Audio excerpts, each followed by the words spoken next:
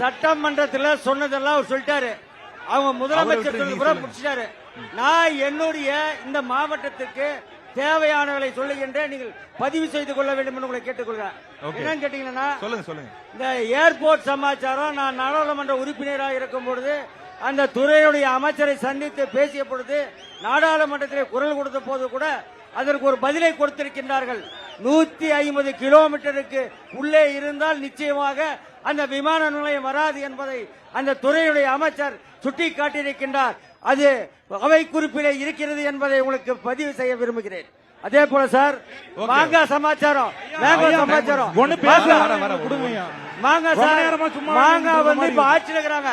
நீங்க சொன்ன மாதிரி ஆந்திரால வந்து 4000 ரூபாய் போயிடுறாங்க. நாங்க விவசாயிகள் கேட்ட பொழுது நீங்கள் கிள்ளி கூட அள்ளி கொடுக்க வேண்டாம், கிள்ளி கொடுத்தீர்களா என்று சொன்னால் கிள்ளி கூட கொடுக்கவில்லை. இந்த அரசு இந்த விவசாயிகளை வஞ்சித்துக் கொண்டிருக்கிறது என்பதை இந்த நேரத்திலே பதிவு செய்ய விரும்புகிறேன்.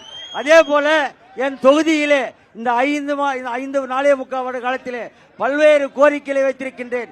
சில கோரிக்கைகளை இந்த அரசு நிறைவேற்றியிருந்தாலும் கூட சில கோரிக்கைகளை இந்த அரசு நிறைவேற்றவில்லை.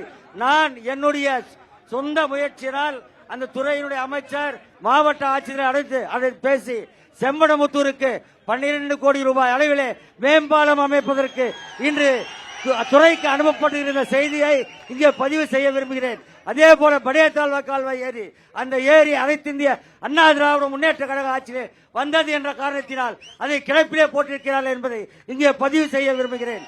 அதே போல ஊத்தங்கரை சட்டமன்ற தொகுதிக்கு உட்பட்ட 33 ஏரியினுடைய அந்த ஏரிக்கு செல்கின்ற அந்த கால்வாயை பணியை இதுவரை ஆரம்பிக்க முடியாமல் அது அதிமுக 10 ஆண்டு காலம் நம்ம ஆட்சி தான் இருந்தது. இங்க நிலமெடுப்பு இருக்கிறது.